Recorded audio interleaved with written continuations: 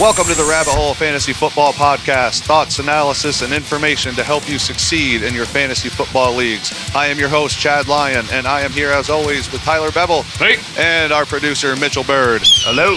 And this is episode 3 of Division by Division, and we are pumped to get into the AFC and NFC South. And before we do, Tyler. Yeah. Top 3 adult animated series. Oh, man. With these questions. Every time.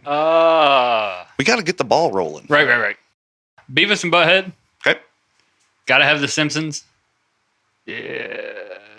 South Park count as animation, right? Yeah. South Park. I also have The Simpsons. This was actually really hard. But yeah, Simpsons, King of the Hill, and Archer. And man, I left some off the list, but that was tough. Archer's great. Oh, it's so good. Sarcasm is amazing. Mitchell, what do you got? Phrasing. No, Archer is definitely up there, but my top 3, F is for Family. Ooh, good one. Yeah. Family Guy, and Rick and Morty, but the first 4 seasons. You know why I like Family Guy? Because when it got canceled. My favorite part. It was Cut that. It was proof that when enough people scream and holler, they get their way. Because that show was essentially petitioned back onto Fox. And I love to this day that Family Guy just hammers on Fox. Oh, yeah. That on is great. Fox all the time. And there's nothing Fox can do about it. Can we just talk about Mitchell being like a Rick and Morty elitist? Like, I only like the first 4 seasons. I just want to clarify that. Well, I do actually have to clarify that. Rick and Morty would be on my honorable mentions, as would Family Guy, Beavis and Butthead, South Park. They're all just great. F is for Family is great. That's what I was going to say. Yeah. Bill Burr's incredible. Burr, man. Love Bill Burr. All right. Ty, you ready to get started? Yeah. All right, let's go AFC South. Houston Texans. Tyler, which wide receiver sees the most targets in this offense? I'm going to go Nico Collins. Okay. I think over Stephon Diggs. I just think the chemistry that he built up with C.J. Stroud is legit. And let's be honest, Stephon Diggs, 1-year contract, and boy, is that guy a diva. Yep, he sure is, man. You like you said before we started, he might be the worst diva in the league. At this point, yeah. I don't even know if it's might. I think he is. It's a bummer. He's so good. He is. And I mean, like, and that's could very well be Stephon Diggs. I mean, the guy's had over 100 catches for 4 consecutive seasons. So, I mean, it's going to be a lot of mouths to feed. there is. I still think he's going to have to deal with that. Yeah. He's going to have to deal with it. Yeah, I could. Even if you're wide receiver 1A. I mean, Tank Dell is a weapon. Dalton Schultz. Noah Brown was really great. And that's like your 4th guy.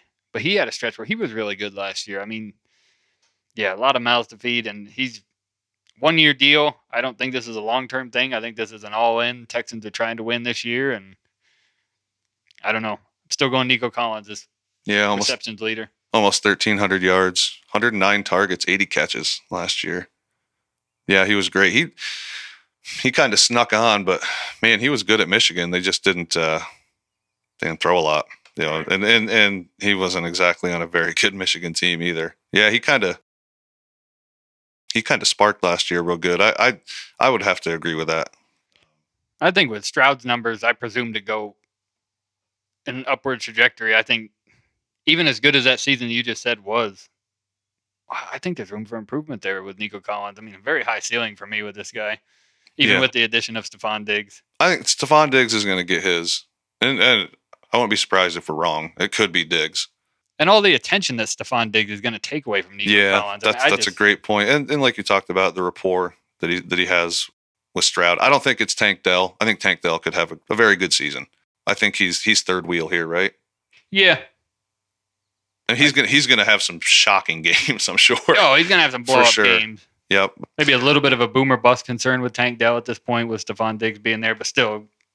I think that the former and Diggs and Collins, I think they're going to be more consistent. But I mean, I have no problem having Tank Dell either. Compared to last year, Stroud, higher or lower?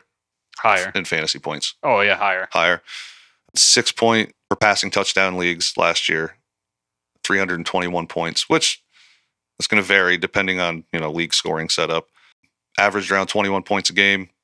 Again, varies on scoring setup. 23 touchdowns. Does that all go up? I think so. One of the things with the Texans, too, is they retained offensive coordinator Bobby Slovic and QB coach Gerard Johnson. So I think this offense really starts to open up. Good chemistry. Year 2. Yep. Stroud was a rookie last year. I mean, coming into this, I think he might have had a limited playbook as a rookie. I think it opens up this year. And I think that's natural progression. That's what you want to see. With that, I think Stroud's numbers go up. I don't think that's out of the question at all. 23 touchdowns. Where are we at this year? Plus 30. 30 Yeah. Plus 30. Cool, man. Yeah, I think so too. Big into CJ Stroud for dynasty startups. Oh, get your hands on CJ Stroud. Oh, man. What's Joe Mixon's impact in all this? I think a lot. 1,000-yard rusher? Yeah. Yeah? I think there's still some gas in the tank for Mixon. Oh, yeah. Agreed. I just don't know that Dameon Pierce fits into this zone running scheme. It seemed like he had it had an obvious regression last year. I mean, he went from being a... Same old coordinator, right? Yeah. He literally said, we love Dameon Pierce. This came out of his mouth. It's on video and audio. We love Dameon Pierce, but he just doesn't really fit our offense. No, I mean, 400. As soon as I heard that, it's like, well. And that's what I mean with that zone running scheme. I just don't think he's a fit for it. I think that's why Singletary ended up getting the work last year. Yeah. He went from a Pro Bowl year to 416 yards and 2 touchdowns with a 2.9 average. So I think Joe Mixon is the guy here. Is Pierce the handcuff or no? Ogunbowale, rookie, Jawar Jordan. I think Pierce is RB2, but I mean, I don't know if that's a handcuff you even... I guess. Yeah. JJ Taylor. I mean, that's what's... Yeah, I'd say I'd probably take the chance on Jordan. I think I would too. Just I don't think that... I know Dameon Pierce is back this year, but I just don't think he fits good into the zone. But that's purely handcuff stuff. Like, this is all Mixon's backfield, you think? I do. 3 down back. Yeah. For the most part. I don't see... little spelling to give him a break here. Yeah, and I think he will get spelled probably by Pierce and maybe even Jordan, but he's the guy that you want. I don't know that the other two are even going to be, in my opinion, a fantasy relevant thing. Definitely not early in the season. Okay. Dalton Schultz, step backwards? No, I'm going to continue this trend with the Texans guys. I think Dalton Schultz takes a step up too. Step up? Yeah. Okay. I'm not looking at... I'm a little worried about touchdown or bust. He had 5 touchdowns last year. I could easily see him doing that this year. I think more yards. Yeah, that's fair. Okay, cool. Do you have anything else on the Texans at all that you wanted to cover? Just like with Joe Mixon, I think that, it's not like he's running behind a super poor offensive line. It might not be the best offensive line, but you still have Laramie Tunzel, Shaq Mason. Spriggs was really good as a rookie. Then there's some gaps. I know Kenyon Green, left guard. I think that's going to be an open competition. But considering this upgrade, is comparable to any O-line he ever had in Cincinnati. Oh, that's what I was asking. Is it an upgrade or about pretty much the same? I think it's an up from last year in Cincinnati. I think it's probably about the same. But there's years that Joe Mixon ran behind way worse O-lines than this. For sure. And was effective. So I look for Joe Mixon to be very effective in this offense, and I think he's the guy. Yep, I'm a big fan of Joe Mixon this year too. Okay, let's move on to the Indianapolis Colts. And will Jonathan Taylor return to form? Yeah. You think so? Yep. Like the Jonathan Taylor that we all were quite used to. Yep. And I think like his last home game last year, he had a Jonathan Taylor game that you want. 188 yards and a touchdown. You're not going to get that every week. I get it. But I do think Jonathan Taylor, he got paid this year, 3 years, $42 million. Nobody's really behind him. I mean, you have Tyler Goodson and Trey Sermon, Evan Hull. Evan Hull, I'd say, is the guy who's maybe going to spell him a little bit. I mean, he was a 5th-round pick last year. He ended up getting hurt, missing the rest of the season with a knee injury. But I think if anybody's going to spell Taylor, it's Evan Hull. But I don't know that there's more of a defined workhorse RB1 running back than with the Colts. Yeah, I'd have to agree with that. I would say Jonathan Taylor doing what Jonathan Taylor does would mean a ton for Anthony Richardson. Oh, yeah. Oh, it takes so much off his plate. You'd almost think that would, it's going to benefit his health factor a little bit too. Richardson, that is. Yeah. And all 5 starters on the O-line come back. Not many teams in the league can say that. Yeah. And Ryan Kelly and Quentin Nelson, if they can stay healthy, they're up there with anybody on the field. It's borderline top 10 O-line. And I think Taylor is healthy this year. I'm all in on Taylor, and I definitely agree with you that that's going to benefit Anthony Richardson. Yeah. If healthy all year, can he be a top 5 quarterback? Yeah. You think so? All in them feet, baby. If he plays all 17 games, yeah. Where are you at with him as a passer? I compare him to Lamar Jackson when he came into the league. I think there's a lot of work that needs to be done. I think he can make them improvements. Lamar Jackson made those improvements. Coaching matters. Coaching does matter. Shane Steichen is going to call the plays again this year. And we didn't get a big enough sample size to really know with Richardson. No, but the little that we did get. For fantasy purposes was explosive. But there was also some passes that were like stop routes and you're a yard short on the guy. Like it's and I don't even know if I worry about that because he has the arm strength. He can make any throw he wants to make on the field. I guess it's more like processing. Yep. Do you feel like there's enough around him outside of Jonathan Taylor? Forget Jonathan Taylor for a second. Is there enough outside of him to help Richardson maybe take a step? Yeah. I think they're going to rely on a strong run game, and that includes Anthony Richardson. Right. But yeah, Pittman got re-signed this year. He's a solid wide receiver. They're bringing Adonai Mitchell. Josh Downs in there. Figure he's going to be running the slot and stuff. And one deep sleeper that I have. Here it comes. Yeah, I knew we were going to get through this without hearing it. Jelani Woods missed all of last season. You talk about rookie quarterbacks and tight ends. Anthony Richardson only played 4 games last year. Man, the only thing that worries me is it seems like the Colts, at least last year, and maybe it was because of the absence of Woods, but it seems like there's a revolving door there at tight ends. Big revolving door. Yeah. Kylan Granson, Mo Alley Cox. Yeah. But I think Jelani Woods has the most potential there. And if he's going to get an actual starting role, that could be a deep sleeper in leagues that could end up panning out to a mid-tier tight end. Even in redraft? No. I don't know if I'm taking him in a redraft. No. It's pretty much a dynasty deep stash, but yeah. Last pick in redraft maybe just to. Yeah, we're basically talking dynasty anyway. We're in the off season. Who has the most impact behind Pittman? As receivers? Yeah. I want to go Josh Downs. Makes sense. He's been there. And that's a toss-up. There's some risk involved there because, man, just watching the tape, you could just see Adonai Mitchell on them sideline routes catching a bomb from Richardson. But I don't know. I just think working over the middle, Josh Downs, if I had to take a guess, he's going to get more targets. And I'll say he's the number 2 receiver on the team at the end of the year. What's your thoughts? I want to disagree with you, but I can't really. Just a little hard pressed to. I want to say A.D. Mitchell, but Alec Pierce is still there. There's no guarantee that he's just going to knock him off. He should. Josh Downs been there. Yeah, I'd have to agree with you. I have to go Josh Downs. Who are you taking in a dynasty draft this year? Josh Downs or Adonai Mitchell? Which one do you want more? Yeah, give me Josh Downs. Yeah? Yeah. I think in a dynasty, if I'm doing it this year, I'm taking Adonai Mitchell in hopes that Richardson improves his processing and go from there. But I think for this year, Josh Downs is I like Josh. He's a good little route runner. He is. He's dangerous when he gets the ball. I like him, man. Yeah, I like Josh Downs.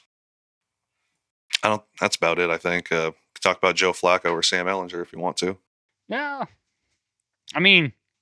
The only thing Joe I will Flacco say is keeps these guys relevant. Yeah, if Anthony Richardson does get hurt, and that's a bummer. I don't want him to get hurt. No. I want to see what he can do for the year. And I just think it's going to be crazy.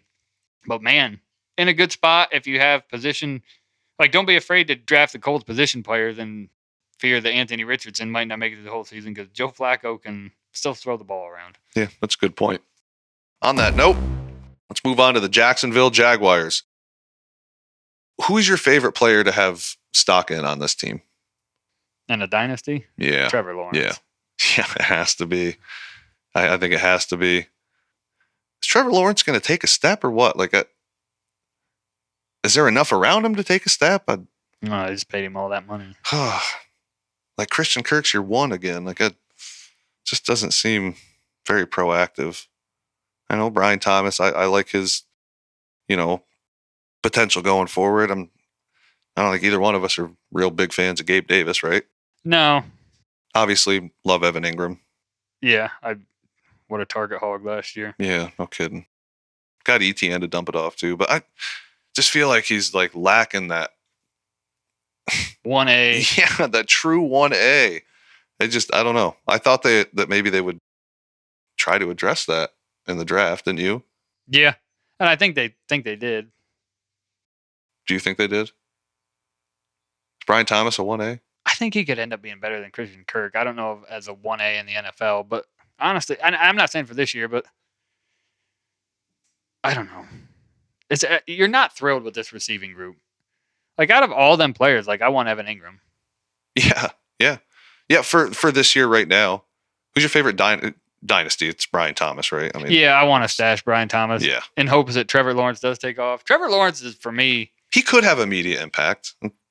Yeah, I think he'll definitely have some impact. I don't know. He'll be wide receiver 3, some flex upside.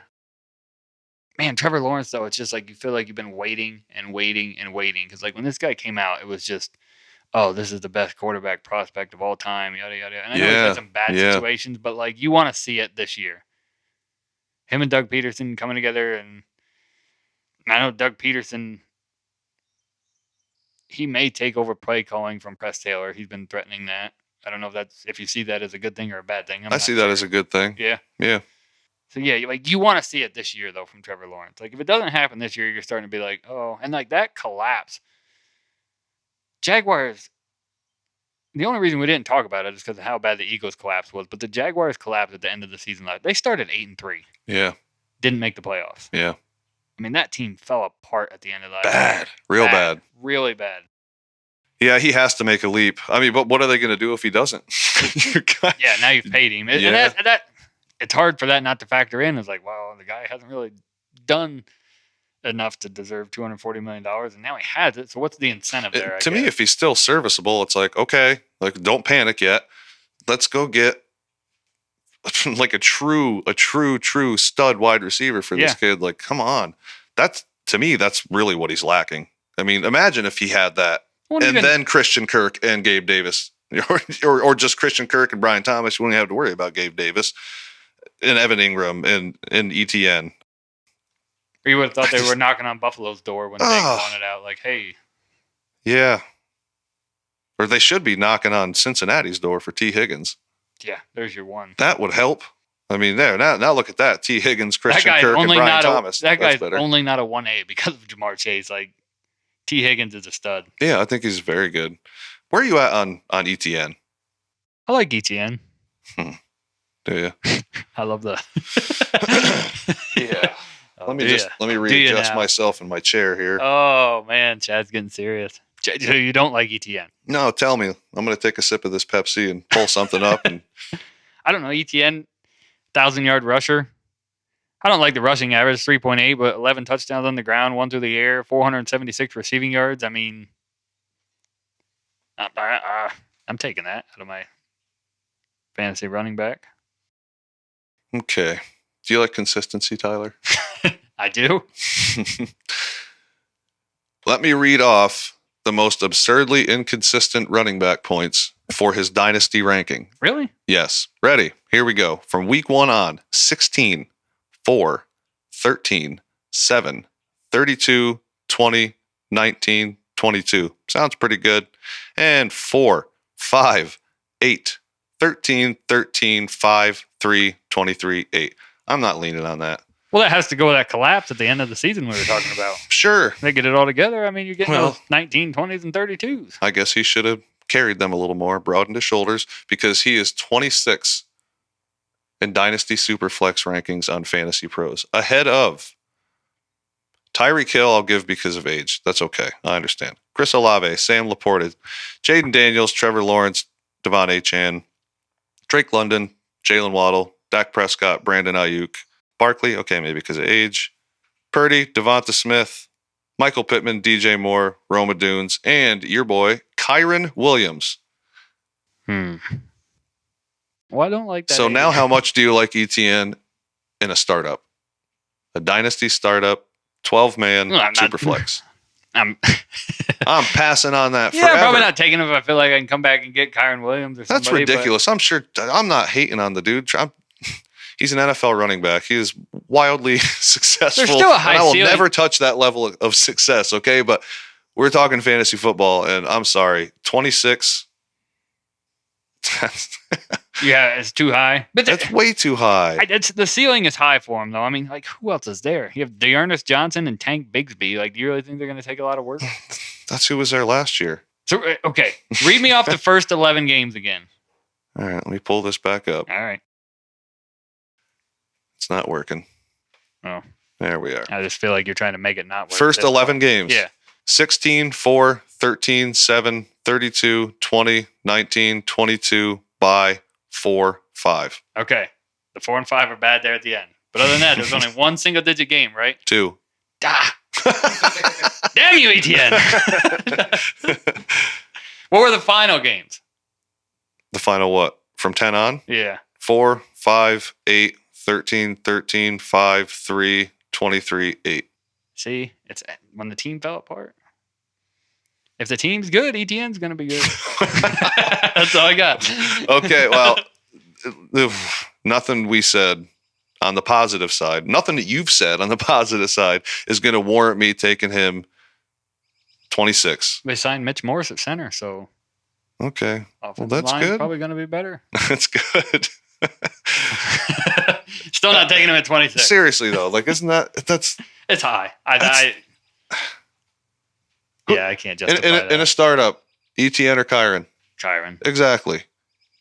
There's a lot of wide receivers that I would have taken over him too. I'll be honest with you, but Kyron is 43. ETN is 26. So ranking. That's their ranking. Yeah. ETN at 26.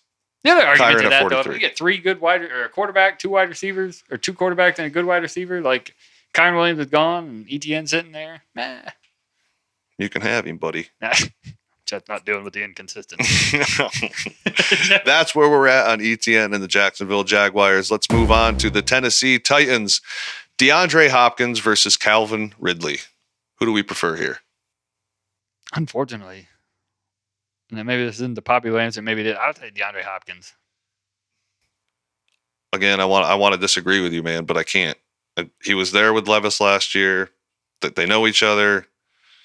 There's at least a little. They've been working with each other. DeAndre Hopkins, I think, has still got it in the tank. If he still catches everything too, and I mean, yeah, as good a route runner as there is. Sure, he's never been the fastest guy anyway. No, it's just not. It's never been his MO. It's always been route running. I have to agree. I mean, I wasn't super thrilled with Ridley last year, but I mean, was he part of the reason for the collapse? Was it because of just the collapse and he wasn't part of the reason? I don't know. I just didn't see anything to make me go, oh yeah, definitely. I got to take him over Hopkins for sure. I wonder if it had to do with the Zay Jones thing, like where I don't know. Zay Jones is low key a pretty good wide receiver. Yeah. But yeah, I have to agree. I think it's Hopkins. How many yards can he push, do you think? Right around last year, what he did, 1,100. I don't think is out of the question. I think he could still be a 10 touchdown wide receiver. That would be great. That would be great. Yeah. 1,110. Yeah, that'd be fantastic. I'd take that all day. Is it fair to be concerned about Will Levis being able to support them enough for consistency output or consistent fantasy output? Consistency output. What is that? Yeah. I get what you're saying, though. Yeah, I think there's concern here. I think there's also a lot of optimism. Guy was kind of just thrown into it his rookie season. I know that first game he came out and threw 3 or 4 touchdown passes, and it was, Will Levis is great. And then, he had the typical up and downs that a rookie quarterback will have. I really think Brian Callahan tends to build around him. And, I mean, granted, maybe a different talent level, but, I mean, had Joe Burrow. He was the Bengals offensive coordinator from 2009 to 2023. So he's used to trying to get something out of a young quarterback. I think that's a plus. But I think you're. Do we have to assume fairly spotty, kind of up and down output? Because they're tied to Levis, right? I mean, there's going to be obvious hiccups. Yeah. I think you're getting 2 wide receivers that are fantasy relevant. Would you consider them both wide receiver 3s on your team, or 4? I'd say they're both probably Between somewhere in that. Hopkins wide receiver 3, Ridley wide receiver 4. Yeah. Flex. I would have to agree with that. So I don't know if you realize this, but Derrick Henry's not there anymore. Really? Completely out of the picture. So, man, how does the backfield shake out? Timeshare, someone going to lead the way? Timeshare with Tajay Spears leading the way. With Tajay Spears leading the way? I think so. Over Pollard? Yeah. Interesting. Tell me why. I think Tony Pollard was brought in, and Derek, like with the new regime and everything, Brian Callahan hired as the head coach. I think the Titans were very predictable in their formations. When they knew, okay, Derrick Henry's in, the defense is going to line up this way. When Tajay Spears is in, they're going to line up this way. I think you could make the argument that Tony Pollard was brought in because they wanted to be a timeshare, but also they don't want to be as predictable when they're in formations. When you have this running back in versus this running back, both can catch passes out of the backfield. Tajay Spears was great catching passes out of the backfield last year. He had 52 receptions, 385 yards, and a touchdown. I think Tajay Spears gets a crack at a 60-40 workload. Yeah. 60-40 split. He 453 yards on 100 touches. I mean, he got a little bit of work, you know? Yeah. And it seemed like, let me look here. I have this game log here from last year pulled up. When he, closer to the end of the year, week 14, 11 points, almost 12, and pushed 20 in week 18, they gave him some honest cracks those weeks, you know? 7 attempts where he got 12 points. And boy, he must have hit some of the, he did. He hit in the passing game. I saw the week 18 game, and that was my eye test game. Yeah. I think he's the real deal. I thought maybe more 50-50 split between the two. That wouldn't surprise me. I do think it's going to lean Tajay Spears. That's my opinion on it. But I'm not overly impressed with Tony Pollard. I could see Tajay Spears. No, and one thing is Tony Pollard is coming from Dallas. That offensive line has been dominant. Mm-hmm. Now, last year they might have took a step back. I get that. But Tony Pollard is used to running behind a very good offensive line. Tennessee's offensive line last year was atrocious. They allowed 64 sacks, which plays into you're hoping that gets better for Will Levis. They did sign Lloyd Cushenberry, probably to play center, and drafted JT Latham. So you're hoping that that's an improved O-line. I mean, that place was like musical chairs last year on that offensive line. And I mean, Derrick Henry still did Derrick Henry things, but Tajay Spears ran good behind what I feel was a very poor offensive line. I don't think Tony Pollard is used to running behind a line like this, and I think there's going to be some frustration there. He seems to have the potential to be an electric player. I could totally see Tajay Spears just, maybe it starts 50-50 and just eventually it's like, man, he's too good. This needs to be like 60-40. You feel like in your gut that he's the better of the two, I guess. Yeah. For the little bit that I saw, but like I said, I just happened to see him running that season finale last year, and that looked good to me, man. Yeah, you want to see like, okay, what's this kid do with 20 touches in a game? And to be fair, I don't think either team was nothing, but they gave him a little more in the passing game than usual, and he took care of it. But I'm not an overly exciting, I don't think, fantasy output kind of team at the end of the day, right? No. Yeah, I don't think so either. I'm more than likely I'm not clamoring for any of these guys as far as like redraft, but I would like to have Tajay Spears on my team. Yeah, and dynasty startup, like he's somebody that I think that I would. Jaquan Johnson is an intriguing player to me. Jaquan Jackson. Jaquan Jackson. Yeah, the rookie. Yep. I'd like to have him in a dynasty league. I think, especially if your league does kick return points, because I think that's what he comes in and does, kick return. But I also think he could carve a little role into this offense and potentially become something more. How about Chigo Okonkwo? Not really. I'm not real big there, to be honest with you. Just kind of Yeah. Nothing exciting. No. Okay. All right. I think that's it. And even with Brian Callahan coming from the Bengals, like they were not a tight end heavy usage team, so I don't expect like that hire to help Chick Okonkwo. I just think he's bottom tier tight end. Sure. Fair enough. All right. That does it for the AFC South. Let's move on to the NFC South, where we will start with the Atlanta Falcons. My big question is this finally when we get to see Kyle Pitts do what we essentially have been expecting and waiting for? I sure hope so. Boy, there's a lot of people stocking him out there that's like thinking the same way that you are, man. Enough with the wait. Like, let's get this thing going here. Pepper him with targets and let's see what he does. The talent's clearly there. I think all these offensive weapons are going to do better this year. I have to agree. You bring in Kirk Cousins, which is a huge upgrade. My good Lord, it's a massive upgrade. Des Ridder is not it. I have to think, and Arthur Smith, get him out of there. Everything he did was so weird. And the coaching regime that you're bringing in is a Sean McVay. Yes. Granted, Raheem Morris, right, defensive coordinator, but he brings with him Zach Robinson, who was Kevin O'Connell's understudy when they were in LA. So you feel like this guy knows how to design an offense and is going to use his skill players. Where Arthur Smith just was like, well, I don't want to do that. Yeah. What about Bijan? Going to cut him loose?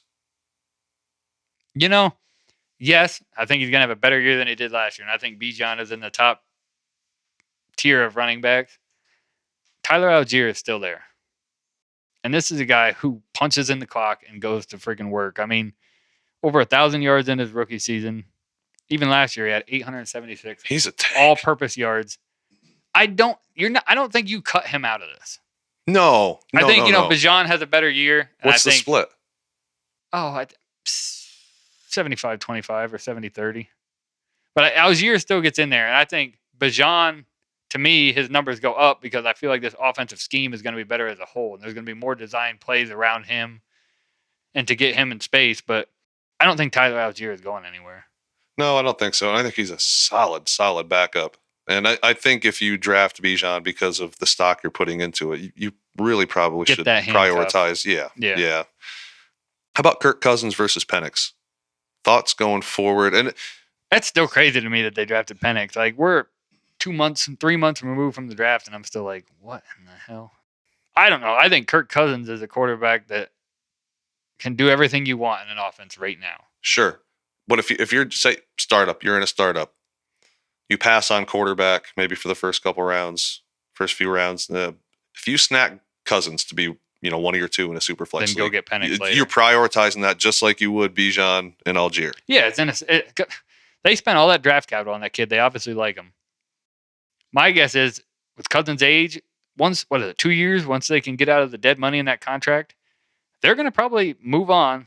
I think Penix, they like this kid. They spent an 8th round draft pick on him, traded up for him, knew they were probably going to piss Kirk off and still did it. They really like this kid. They wanted him here. Yep. So, yeah, I think if you're going to get Kirk Cousins, then I think that's a great move to wait like that and get a veteran quarterback. And it just works out that make sure you get Michael Penix. Because put him on your bench and it's like a seamless transition. Yeah, you'll be so happy you did it. If you have practice squad spots, I have a league where I have Penix and Rattler just sitting on my pad. And to be fair, Kirk Cousins is going to be great this year, in my opinion. I think so too. He has never played with an offensive line that is going to protect him like this one. And very, very good weapons. That's not as good a weapons as he had in Minnesota. And I know Justin Jefferson, Dalvin Cook, right. Some good weapons. He had some good weapons for some years there, but you're talking Bijan and Algier both behind him. Even if, God forbid something happens to Bijan, it's not going to be as good, but he still has a good, solid running back. Drake London, Darnell Mooney, Rondale Moore. That's better than Darnell Mooney is going to have a good year. Oh, I think he could. If he is the wide receiver 2 in this offense, Darnell Mooney is going to have a good year. Like, Kirk Cousins can support 3 wide receivers. He has proven that for his entire career. I think Darnell Mooney could be a very sneaky flex. Yeah. I'm talking like just redraft. Yep. Darnell Mooney could be a nice little piece to just have on your bench. And, you're getting thin. Bye weeks are coming along. And it's like, I got Darnell Mooney down there. He's fine. He might catch a 50-yard touchdown. 12 to 15 points this week, probably. He certainly could. There's a lot of instances where I could see that happening. And then he also has Kyle Pitts. I mean, That talent's there. This Come is the on. year. This has got to be it, man. If this isn't it, it's I don't know what to say. I guess I really what a believe, shame.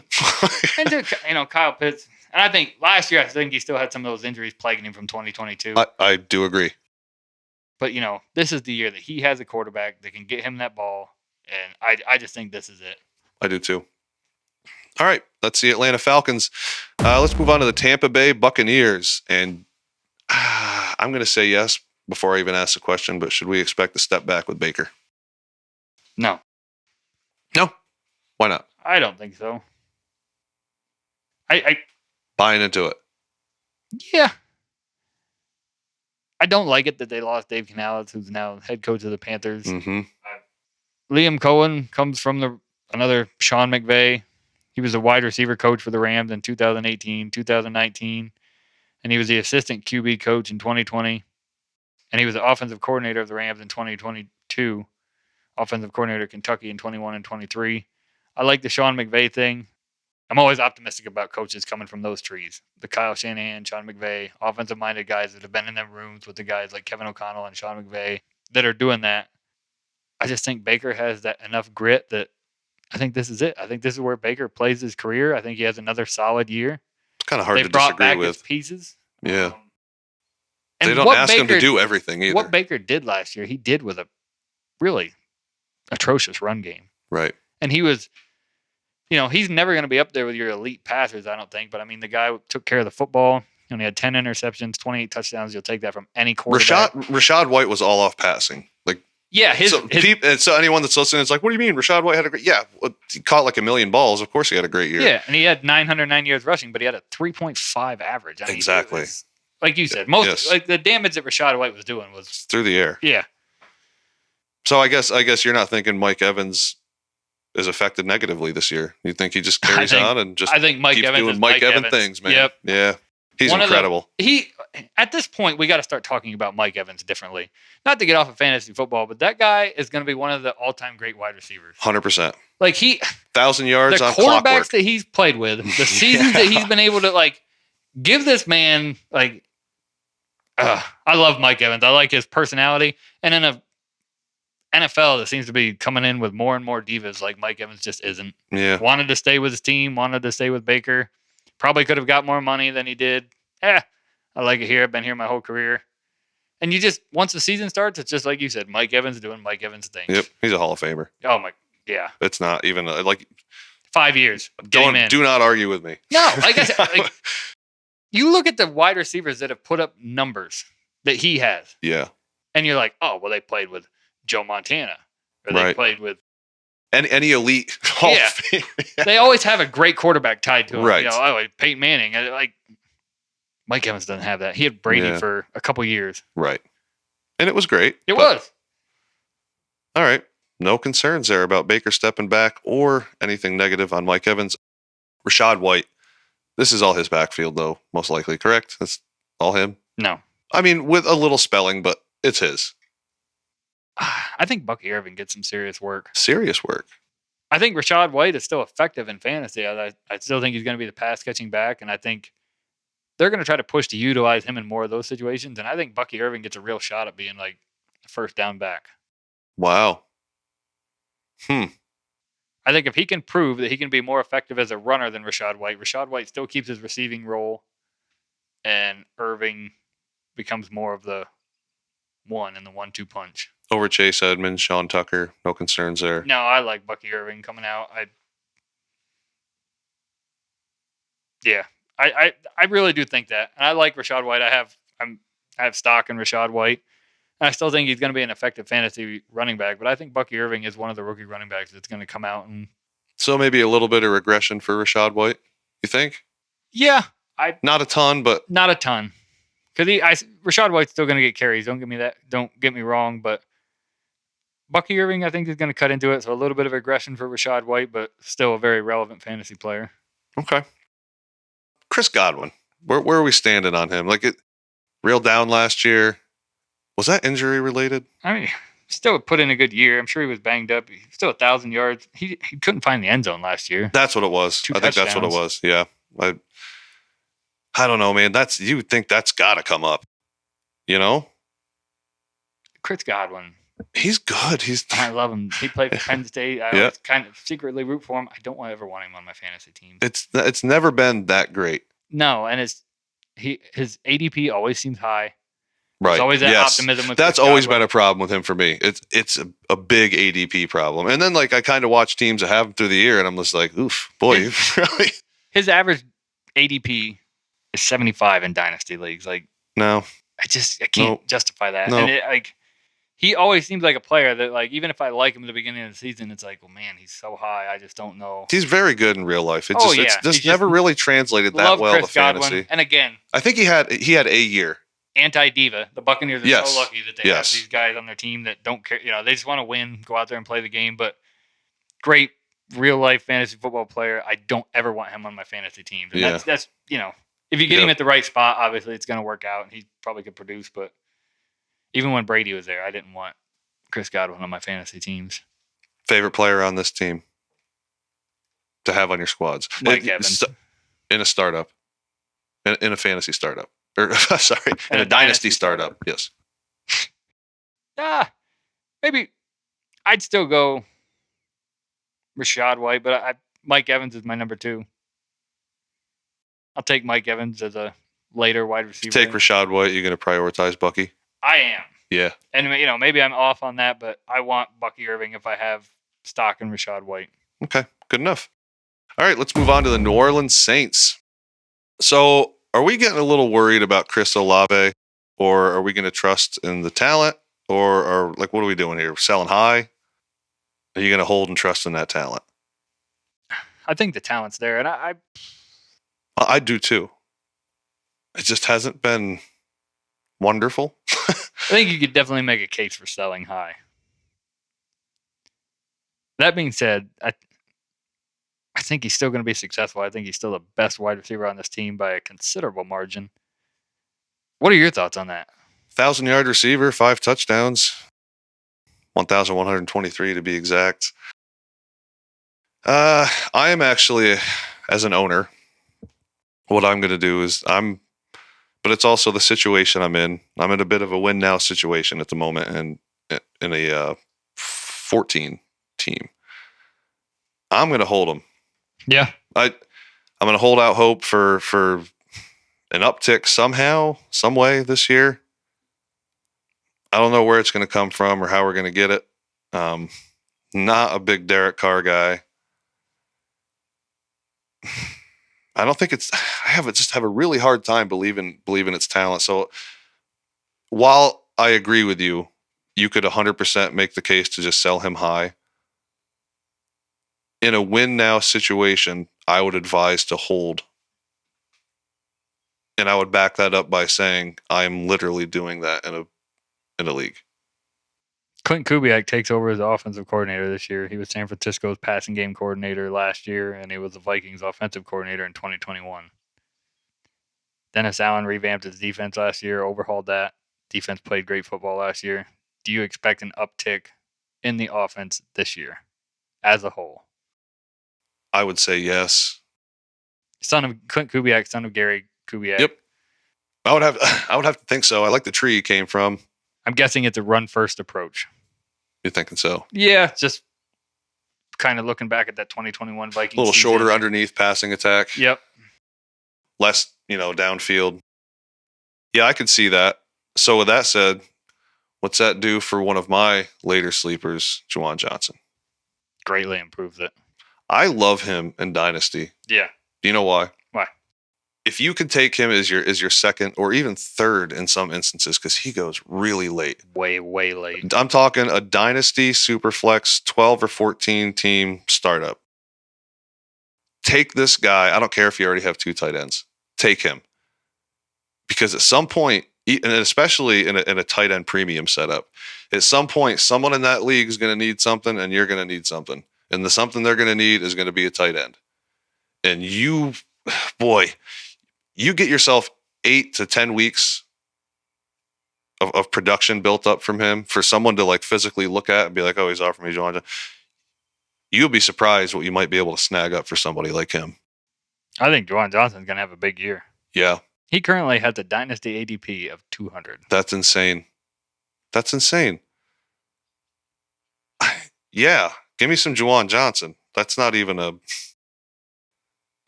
I would never argue that. I'm real big on him. And again, like you're going with the Clint Kubiak, like his tree, San Francisco passing game coordinator. They obviously used Kittle in the Vikings in 2021. I mean, he's the 27th ranked tight end. I think it's going to be a more tight end friendly offense than what it has been. I think Juwan Johnson has a big uptick. Huge uptick. Yeah, I don't want to say huge. Don't please don't go draft him as your tight end one, and then just like not draft anymore. Don't do that. No, have a backup plan. Yes, but he's a guy, man. I'm chasing him, so I'm giving you the same kind of info that I'm. I have I'm no using, problem so. taking one mid-tier tight end though, and coming back and getting Juwan Johnson as my number That's 2, fine. and hopefully that pans out. That's fine. And I'll even take if I'm going late, on a backup tight end, which you usually would, later anyway, in a redraft format. I'll just start plucking receivers and running backs after I take that first tight end and just keep, and I'll just avoid the whole tight end board, and I'll take Juwan Johnson as a 2. If I have a Travis Kelce, if I have a Dalton Kincaid or a Sam Laporta, I have no problem with Juwan Johnson being my 2. But my favorite is a dynasty startup, and he's your 3rd. He becomes massive trade bait at that point, and he's young enough to where in a fantasy needy position. Yes, and he's young enough to where the opponent that you're trading with can look at it and say, "Oh, it's not like he's turning 30 next year." Right. Actually, let me check his age. I have him right here. 27. Right? Yeah. So in a dynasty format, five good years at a tight end position, because they're not out of the question. You wait for him to have a few double-digit weeks in a row, and you go for it. You go get your RB3 that you have, so you can see some future potential in, or whatever. If they're a win now team, and they're struggling at tight end, like that could be your ticket. Boy, I hope we're right, because I have a really... Or just keep him on your team and trade Mark Andrews for a high price if that's your situation. You know what I mean? Yeah, you could look at it from a few different ways. So yeah, how about Alvin Kamara? We expect him to kind of take off where he ended last year, or this is actually what I feel. Does the regression kind of start to kick in here? I think the regression started last year, and he hit it in 75 receptions. Yeah. No, I think the regression kind of started last year for Alvin Kamara. Really struggled to rush. He did. He didn't struggle catching, but... No. I mean, Alvin Kamara, and this doesn't even sound like Alvin Kamara numbers, but 694 rushing yards, 3.9 average with 5 touchdowns. That doesn't sound like the Alvin Kamara of 3 or 4 years ago that was just busting ankles all over the place. The 75 receptions, he turned into 466 yards and a touchdown. I got to think Kendre Miller steps into this a little bit here, and this is starting to be the beginning of the end for Alvin Kamara. I'd sell high because I think this is as high as it's going to get. Yes. I sold him high. I didn't think I could sell him high, but somebody wanted him, and I was able to in a 16-man league. I guess maybe because it's a 16-man league, but yeah, redraft, dynasty, doesn't really matter. I don't want him. I think I'm it's time to get off Alvin Kamara. And if you have him in dynasty, like, better trade him now. Now's the time. Go get what you need. Go get yourself a pick. It's time to move off of Alvin Kamara. And they lost keys like James Hurst and Max Garcia. Right. I don't know that the offensive line improved. So you're thinking you could make an argument that it didn't improve. You're thinking now, so at minimum, Kendre Miller is going to kind of, at least at minimum, be like, hey, I'm here. I think he would have last year if he wouldn't have had such an injury-plagued rookie year. But yeah, I think this year, Kendre Miller gets the opportunity. Jamal Williams. Yeah, Jamal Williams. I don't think he's too much of a factor. Okay. 8-year veteran. He maybe has a little gas in the tank, but I think you're looking at him maybe as like a short yardage back. Yeah, he's got gas in the tank from the one, man. Kendre Miller is the guy that if you have Kamara and you want to hold on to him, I'd try to find a way to get Miller before the season starts. Okay. We talked about Olave. Who's our favorite wide receiver behind him? Shaheed. Tell me why. With the new Clint Kubiak offense, I think being just a lot shorter passing game, A lot of yak. a lot of yak. I think he's going to, and he's a deep threat, and that's kind of how he's made his money to this point in the NFL, but I think they're going to try to get him some routes underneath where he can make a guy miss, and I think he catches a lot more passes this year. I like Rashid Shaheed. His ADP is 138. I really like that. Yeah, that's real nice. Compared to a 17 of Olave. He's not old. No. And there's not. They drafted Bub Means. A.T. Perry's there. Cedric Wilson Jr. is there. A.T. Perry. I think it's Chris Olave and Rashid Shaheed, and I don't think their numbers are as far apart at the end of the season as people are going to think they are. Yeah, I can see that. I do have interest in both A.T. Perry and Bub Means, though, as far as, dynasty stash. Maybe not a ton in Means. I kind of expressed that already in a rookie show. I have a thing. I don't know, man. I don't not like A.T. Perry. The build is there. Oh, boy, is it ever. He looks like My goodness. Maybe that's just what it is. I just like, boy, he's kind of an anomaly. Yeah. Look at that, too. I might be wrong there. More of an outside receiver, right? It's where you're going to get A.T. Perry. I have no problem taking that chance. Right. And there wasn't a ton, really, not even hardly a little to base it off of. Very little. But the little bit that I saw, like, there was some flashes there where it's like, man, they might have something in A.T. Perry, but I don't think he's going to be like a world-beating wide receiver, but I don't know. Just a little bit that I saw seems like it might be worth a little stab and late stash. And what I'm going off of with this offense, though, is I think 2 wide receivers and Juwan Johnson and a committee. Sure. That's fair enough. Where you think those guys are going to land? I mean, A.T. Perry very good work in there. I think it's Shaheed. But I like A.T. Perry as a guy to take a shot on where you're going to get him at the end of drafts. Like, right on. Derek Carr. Not a fan. So I'm not going to spend much time ranting about Derek Carr.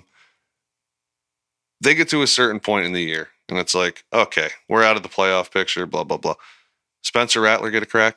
I think everybody wants to think Spencer Rattler get a crack. I'm saying pump the brakes a little bit.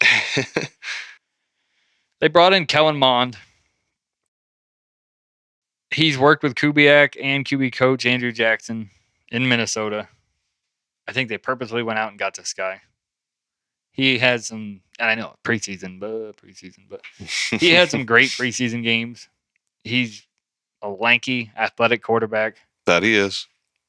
I think he's in pole position for the QB2 spot. And I think Spencer Rattler is getting drafted in a lot of leagues, rightfully so. But I think because he was drafted this year, people just assume, oh, that's the QB2. I don't know about that. Well, Mike Zimmer's seen enough. He made that clear back in Minnesota. Do you remember that reporter? Yeah, I do. Is it at some point here, or are we going to see Kellen Mond? Or I see Kellen Mond every day at practice. Something like that. It's like, man, that poor guy. Yeah. Kellen Mond sitting there like, well, I guess I'll never get to play for this guy. Yeah, I'm going to... I guess it could happen, but I have a feeling it's just Rattler. Do you think Rattler starts this year? I mean, in the right circumstance, like the beginning, the start of the season. No. Oh, at some point in this year, does Rattler start? You're asking like a massive Derek Carr hater. Yeah. Yeah, I do, man. I don't know. You get to week 11, 12. And it's like, this is just not. I think with Derek Carr, people have always expected a certain level of play from him that's just not really there. Some of the best Derek Carr was getting booed going into the Superdome at games. I just want to say that. This guy, you also, oh boy, 3,878 yards. Not great by any means. 25 touchdowns, 8 interceptions. I just praised Baker for 28 touchdowns and 10 interceptions. Is it Derek Carr? Is it the roster around him? Was it the play calling? Or the play calling? Which is new this year with Clint Kubiak. I mean, it's wait and see approach. I think Derek Carr is a game manager that for some reason people are expected as a quarterback. Even when he was in with the Raiders. He had a spike with Jack Del Rio. He did. When he was with the Raiders and it was Crabtree and that whole crew. Yeah. There was a spike there, and I think that really got people's hopes up. And they're probably, I mean, other than that, I don't know what you're holding on to, but Derek Carr can make all the throws, but to me, Derek Carr has always been a game manager that for some reason people think should be a quarterback that can carry a team, and I don't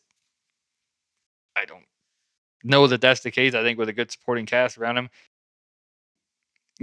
the Saints are going to have a good defense again this year. Sure. They're going to be in a lot of games, which I like good quarterbacks on losing teams. Yes. I think the Saints are still going to struggle. They're going to be a losing team, but I don't know if they're going to struggle with that defense to the point that they're going to be passing a lot. I say at some point we see Rattler. I say no. Okay. Moving on. Carolina Panthers. Oh, man. I don't know about this. Does Bryce Young take a much-needed step forward? You can hardly. He's against the wall. You can't really take a step backwards. At least a baby step? I think he takes a step forward. Small step? A leap? A leap because of how bad it was last year. That's good. That's a good point. That was really bad. That was really bad. It was. They bring in Dave Canales from Tampa Bay, worked with Baker last year. We've talked about on how good Baker was. Dave Canales worked primarily under Pete Carroll and was offensive coordinator for Tampa in 2023. I have a little bit of concern in offensive coordinator Brad Idzik. He's the youngest coordinator in the NFL, and he's worked with Canales his whole career. 4 years in Seattle, and he was a wide receiver coach for Tampa last year. If that's your play caller, I have a little bit of concern. It sounds like he's kind of a Dave Canales understudy. Sure. Bryce Young's offensive line was atrocious last year. They allowed 62 sacks. They bring in Robert Hunt, Damian Lewis at guard to shore up the middle. Ike Mekwonu, if he can get to that top 10 draft level that he was at tackle, maybe you have something there. Taylor Moton at right tackle, if he's healthy, he's always healthy. He's been an anchor there for a long time. If you can improve this offensive line, they have added weapons. Deontay Johnson is Deontay Johnson, but the guy has better separation than 95% of wide receivers in the league. Which one of these added weapons benefits the most? I'll go Johnson. Okay. I just think for a young quarterback, he's the guy that's going to get this. And that's another thing. Do you think he's the target hog in this offense, in the passing game? Could it still be Thielen? Just because of the way he's used and the routes that he runs? It could be. I don't think it's going to be. Okay. I think Deontay Johnson runs similar underneath routes and stuff. Fair enough. Deontay Johnson's not Younger. a big sideline guy. Yeah. Yep. And the separation, the Panthers were at the bottom in separation last year. They were at the bottom of the league. Everything was against Bryce Young. The the coaching was an absolute disaster. Poor Frank Reich, though. Poor Frank Reich. But Come on, there was man. a lot of turmoil in the coaching too. Again, he was sacked 62 times. Miles Sanders was terrible to start the season. There was no help from a run game. They bring in Jonathan Brooks to wrap it back up. I think Bryce Young takes a step forward. He's even slightly a candidate for somebody that I want to buy low on. Not as my only quarterback, but in a super flex league, if you can get Bryce Young now for the right price, I'll buy low on Bryce Young. I'm going to buy very low. Fair enough. Are you giving a second Oh, I'd give it a second for Bryce Young. this year? A 24 second? Yeah, I'd give it 24 Mid round. Yeah. That feels about right? Yeah, like Mid I to said, late second. I want to buy low. Right. And I'm not going to get into players you would do, but yeah, I want to buy low.